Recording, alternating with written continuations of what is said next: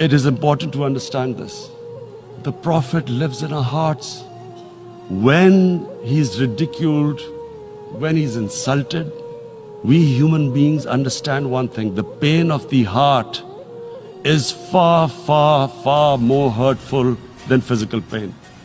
And that's why the Muslims react.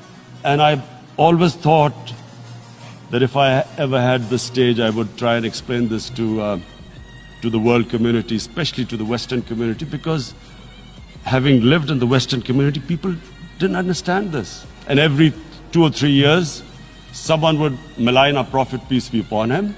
There would be a reaction by the Muslims. And again, it was Islam, an intolerant religion. Again, this time, I blame a certain section of the people in the West who deliberately provoked this, knowing the impact it would have. But the majority of